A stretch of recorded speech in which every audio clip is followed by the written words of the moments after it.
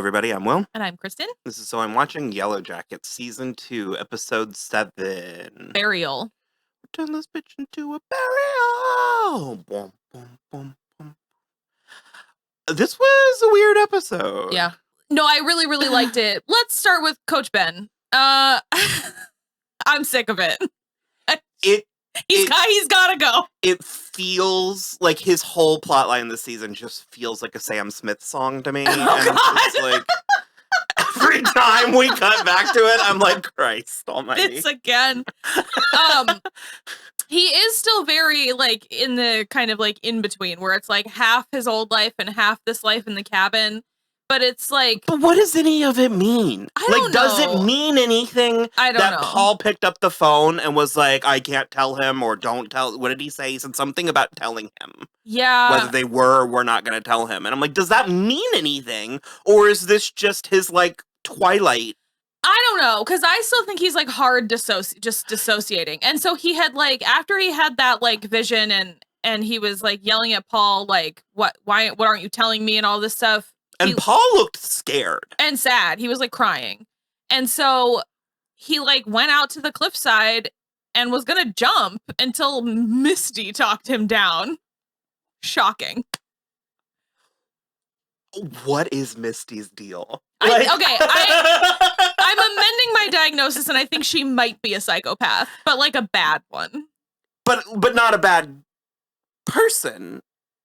Is it one and the same? I can't figure it out. Not all psychopaths end up being murderers. No, she doesn't. I don't know. Okay, let's start from the beginning because the Shauna is just hanging out with another corpse and Ty is trying to get her to drink water and she won't. And so then finally, this is in the past. Yes. So finally the snow stops and they like wrench the door open and they're like digging their way out. And then Misty overhears Mari and the other girls, which again, Jen, they called her. I'm with you on a G. I'm with you on Mari. Now. This bitch. So she overhears them saying that like Misty really came through with the delivery and it almost makes up for what a psycho she is. And then they also are like talking about how she probably did something to Crystal.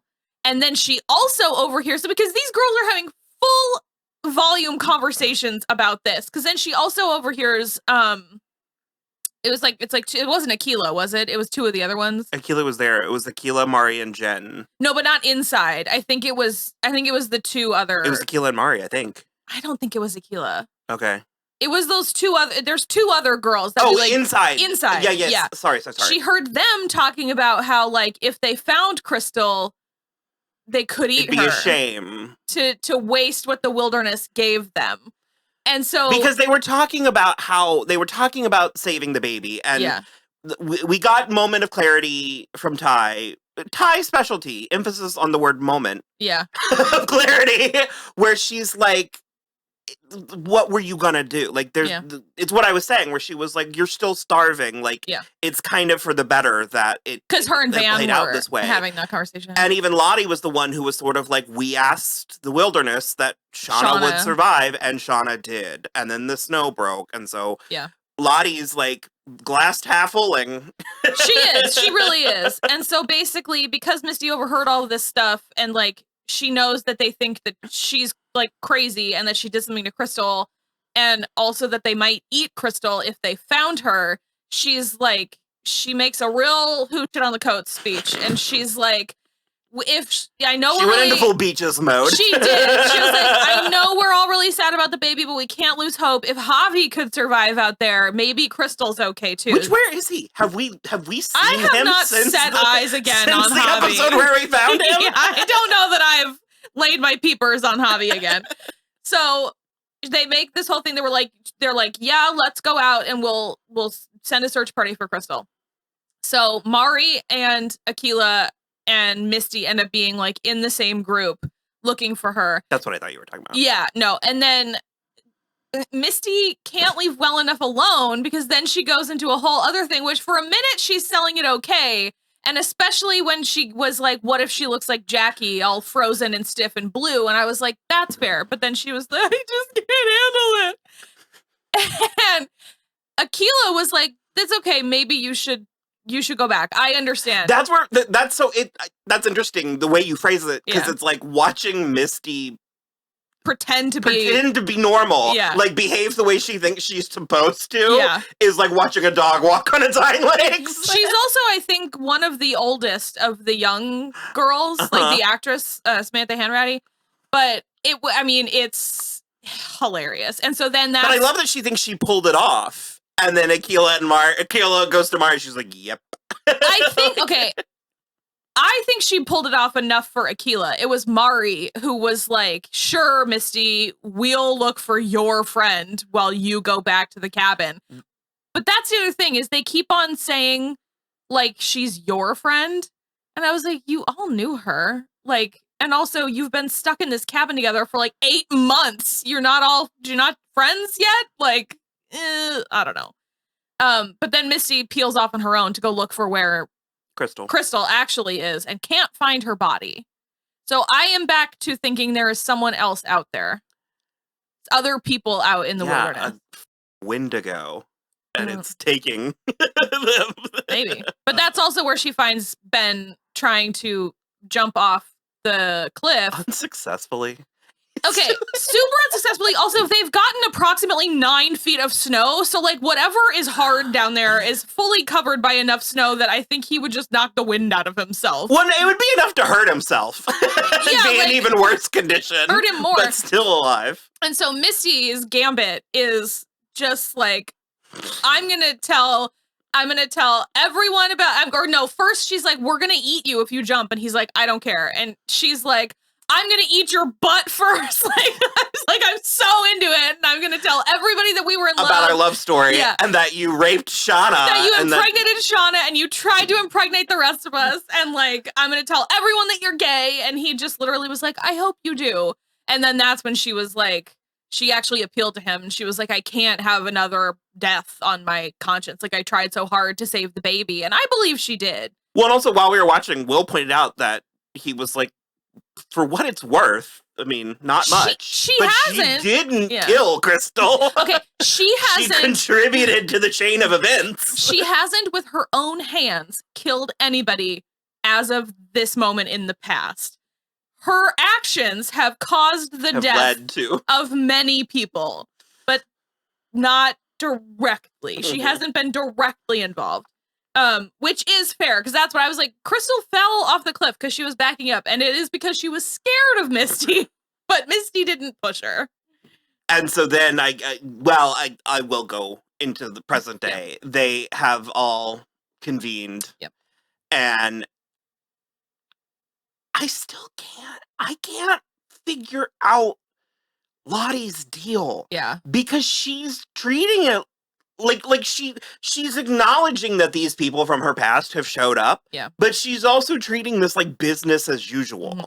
And so she like enrolls them in all of her therapy. They were given like 4 different courses. It was like self-care, foraging, self-care, guidance, and I don't remember the last one. Nurturing, maybe. Yeah, it was whichever one Ty had, I think.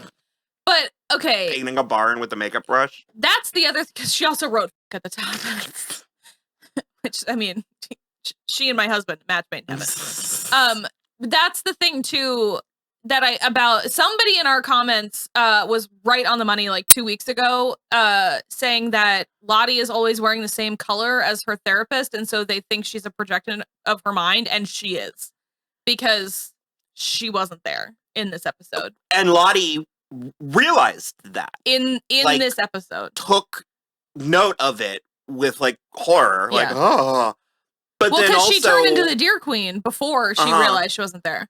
But then also seeming like we didn't see the connection between point A and point B. Yeah. But she went from point A, horror at this imaginary therapy session she had just created, and then just like went to this like hangout with the girls. Yeah. And wasn't like, the weirdest thing happened. Yeah. So the other thing too is that like I think at this point, Lottie is on meds, but she wanted to up her meds. I think Lottie needs to stop taking her meds. Or start. No, I think she's taking meds. I think she needs to stop taking them. Okay. Because all the evidence that we've gotten up to now is that once her meds ran out is when she started like helping in the wilderness. It wasn't until all her antipsychotic meds were gone that she was like in touch with this stuff. And if she's this worried about it, she needs to stop taking her meds so that she can like get back in the dirt with it. Okay. Is what I think. Because I like the way that she talks to them. Yeah. Like when she was talking to Taissa, both in the past and the present, she's like, there's not something wrong with you. Like, it's like, Taissa's like, I need to get rid of this other part of me. Yeah. And she's very much like, no. And also you can't. You can't. Like, you need to understand it. Yeah. And so I just am so inclined. I don't think that she is consciously and nefariously scheming against them. Sure. But I don't know what to do with that. Like, okay. I don't know what to... I think it's more conscious in the past. And we got another really interesting tidbit of information, which is that all of them are repressing a humongous amount of memory from the time they were in the woods, to the point where I'm not sure Shauna does remember she had that baby. And I'm not sure any of them remember that Shauna had that baby. That's a very interesting point. Like, they all seem to be repressing like an almost equal amount of stuff. Because that was actually, I wrote down a couple notes, and that was one of my notes where like Misty was like, remember that first summer? And they all were like, no. Yeah. And I was like, actually, I kind of want to know what Misty was going to say. Well, that's the thing, is like, I sort of feel I think Misty remembers, because also Van was like, the first summer, like, what the hell are you? Absolutely not. Like, we're not doing that. Because they all, it is like their, I mean, and I know that's how trauma works, but it's like their brains are sort of like, not short-circuiting, but it's like the ways their brain is allowing information, because they all think that Lottie's like in Switzerland. And they're like, oh, you're back? And Lottie literally, this episode was like, that was like decades ago. 10 years ago. Like, what are you talking about? The other thing, too, is I've been, for most of this season, like season 1, I was mostly, I could see it. But this season, I've been losing the thread between young Shauna and adult Shauna. And now because I was like, how does this traumatized girl who lost a baby in the wilderness, like, how does that turn into Melanie Lynskey? And I get it now. If they just are like just shoving all of that down, and that's why she has all these vibes about Callie, and she breaks down to Lottie in this episode about how Callie doesn't feel, she hasn't allowed herself to feel like Callie belongs to her and all of this. And Callie is almost 18. And it's the kind of thing where it explains, I'm like, oh, yeah, I might suck too if I had half a relationship with my mom. Like, if I didn't understand why my mom was keeping me at an arm's length. 100%. Like, and she's also not a daddy's girl, so she has got like nothing from either side. And especially for Callie to be at the age they were in, and for Shauna consciously or subconsciously to know what girls that age are capable of. And she also she kept on saying something to Lottie about how she was worried that she would die, that Callie would die. And I'm just like, I get it now. I get why she feels disjointed as a character from the different timelines. Because she's so concerned. Sense. No, because absolutely, because she was so concerned about this goat, this kid. Yeah. That she subtle. Actually, I kind of. I thought it was well done. I'm not saying it wasn't well done. It just wasn't subtle. Today.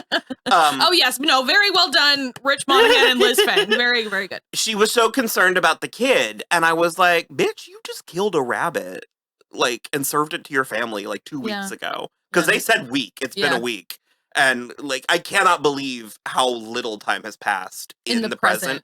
But because of that, because that I think is if the show has like a secret weapon like written into the show, it's that. It's the fact that the modern day timeline is very condensed.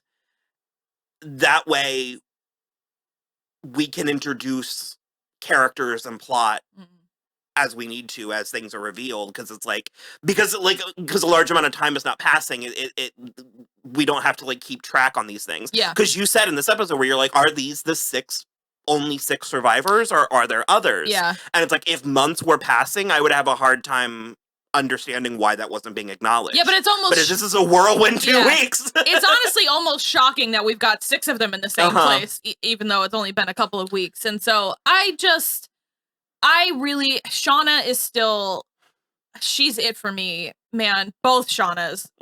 I'm ready for past Shauna to exit this funk, but I don't know that she will, but well, I don't know. That end scene, I think she might. Mm. But I just think also, Melanie Lynskey is just the absolute best. But it's things like that why I do love Lottie, is because it's like she's really playing the role of the priestess. Oh my God, totally. To a T. Yeah. Like in both timelines. Yeah. And the fact that she put herself in that position where she was like, Shauna needs this and I'll sacrifice my body for it. It's unbelievable. And it was like Teen Girl Fight Club. Yeah. That's the thing, too, that I find very fascinating about Lottie's characterization, and both the actresses, what's the younger one's name? Courtney Eaton and Simone Kessel, is that I feel the thread between them so precisely. But what I think is so interesting is that it's like Courtney Eaton is playing like the raw materials of Lottie, and Simone Kessel is playing like the honed edge of the sword of Lottie. And it's like, Courtney Eaton is like a lump of metal that's going into the fire, and Simone Kessel is like the blade, and it's fabulous. It's almost like Lottie is ahead of her time.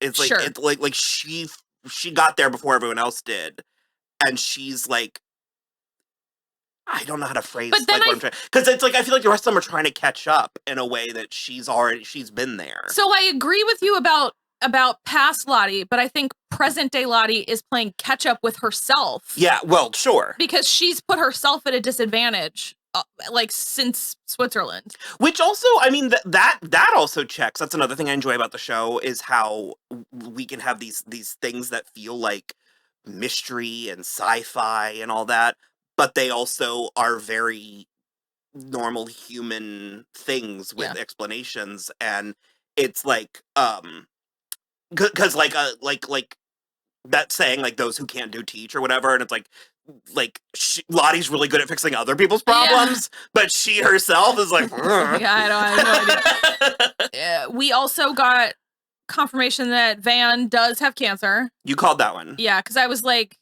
otherwise I just feel like, specifically, I understand that pain pills are abused, but I don't think you like abuse chemo pills, which is what it seemed like she was taking, like actual cancer medication.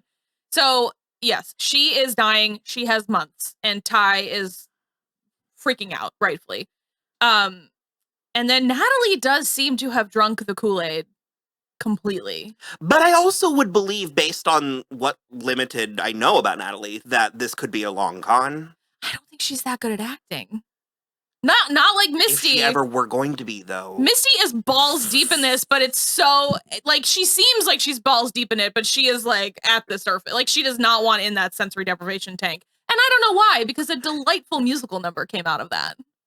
It was great. But what did it mean? But what was this? I don't know, just an opportunity to get John Cameron Mitchell in there. Mitchell as Caligula, the bird, the African gray. Well, and Walter, I don't know, because I don't know Morse code, but he was sending her Morse code. Yeah. Through the phone lines in the dream sequence. So I don't know I'm sure if somebody any of will, that means will tell anything. Us. Yeah. But she called him and left like an absolutely unhinged voicemail on his phone.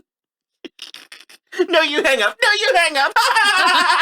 And then she ran out of there crying. It was like, I love her. She's so fun.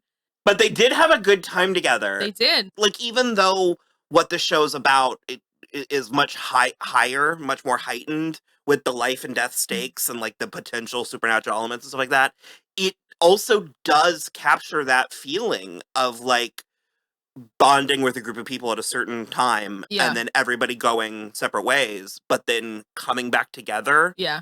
Like it in many ways, it's kind of like when we talk about Euphoria, where I'm like, Euphoria is like intentionally heightened. Mm-hmm. I was like, I have a theory that it's presented the way that high school feels to teenagers, not so much the way that it is. And so I get kind of some of those vibes where it's like, no, you know, you and me when we were 17 didn't like cannibalize one of our high school friends. Not but physically. Doesn't it feel that way? Do you know what I mean? And so part of me, I'm like, is this a parable? Like, it reminds me of the New Girl thing where Jess is like, teenage girls literally scalp each other. I spent my whole 8th grade with a bald spot on my head. It's like, that's how it goes. Like, could you imagine if the finale of this season is like adult present day Jackie shows up and it's like, hey guys, what I miss? And it's like, pardon? Who did we eat? Yeah. You know what I mean? Like, we're dealing with such unreliable narrators. I agree. And I also think what's interesting is that, like, because this tragic thing happened to them all when they were 15, 16, 17, I think what's funny is the ways that they act like girls as adults, because the way they're hiding the bottle of tequila that Van gets from her truck, and then like Shauna is just like, oh, I love how bad at like how bad at being bad Shauna is until she doesn't need to be. I don't know. It's just because there's so many times, especially Melanie Lynskey, be like, no. Well, I mean, kind of. Ugh. Yeah. I mean, it's just the gig's up. It's so good. And it did end with her getting their little party got crashed. And Jeff called her with news about them finding Adam's body, but he was speaking so weirdly. I have to believe the cops were listening. Well, I think he just thinks the cops are. He's like, just in case the cops are listening. That's adorable. Jeff is the cutest. I love that so much. I'm upset because he was like, do you remember that guy you got in a fender bender with who's missing? And it was just... I kept waiting for the camera to pull back, and it just didn't. Kevin is there, like right behind him. I also liked them like sharing stories where they were like teasing Misty about Walter, and then Misty was like, Nat slept with Kevin Tan, and it was just like a sleepover. So cute. Well, and it shows how, like, because Lottie wasn't there last season, and so she was sort of like the goth kid, and Natalie was like, well, he wasn't goth when I him. Yeah. So funny.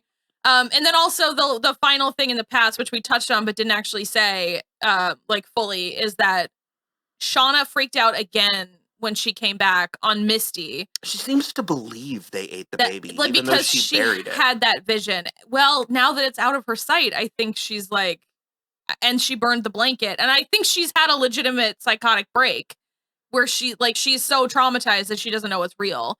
And so she freaked out on Misty and hit her and was like, I know that you all ate my baby. And then they're trying to hold her back, and she bites Van. And then Lottie steps in front of her and she hits Lottie. And then Lottie was like, take Javi out of the room. And I was like, Javi has seen some shit. That was my favorite part. Yeah. Well, this is not going to be worse for Javi than what's already happened. But that was my favorite. Yeah. She was like, put Javi to bed. Yeah. And then she just let Shauna wail on her. And like to the point of almost death. Like, and she was kicking her in the back and the kidneys, and she punched her face forever. And they all just sort of let it happen. They were all crying, but they just let it happen. And then Shauna, like, Natalie was having the hardest time, I think. She was. And as soon as Shauna left to go outside, she just goes, what the fuck? It was the deliveries of all of these actors are unparalleled, in my opinion. Sorry, I glanced at the synopsis. It's weird again. I don't know what this one is. Sometimes the best therapy is cranking the hits to 11. So today we're exploring the hardcore kid care revival moment. Yeah, I don't get this one. I got the other one because it was from Groundhog Day. Out of the Wilderness, Coach Scott does a great Carl Havoc impression. I assume that's someone who jumps off stuff, but I have no idea. Okay, you can cut that because I don't understand any of that. We are winding down. We have 2 more episodes. Yeah. For this season. 3's coming. They, from my understanding, have a 5-season plan. Yeah. We are in the middle of a writer's strike that will probably last for a while. So I don't know when we'll be getting 3. And furthermore, I want to say this. I don't know that this is where it belongs, but I am a little bit at odds with myself for what my job is here doing this. Because part of me is trying to figure it out. Yeah. But there's another part of me that's like, there's no point. Let's just sort of enjoy the journey. Yeah, I'm kind of at the point where I'm like, I am waffling on whether or not there even is something to figure out at this point. I'm like, I don't know. We'll see. It's just fun. I'm enjoying it. Me too, it so is much. And maybe it just is the female perspective, but there is still a quality to it that it feels like I'm watching something that I haven't quite seen before. Yeah. So yeah. All in all, it was a good episode. We had a good time. Yeah. And can't wait for next week to do it all over again. Yeah, no kidding. Something in the way. Oh, we also got the Lightning Crashes needle drop by Live. Florence and the Machine is having a great. Yeah. She's got that mermaid song. She was in Guardians of the Galaxy. She was twice in this. Yeah. Like, yeah. Good times. Love it. So, all right. Well, please like and subscribe, Patreon and Cash App and Venmo, all that stuff. You know the drill. And we'll see you later. Bye.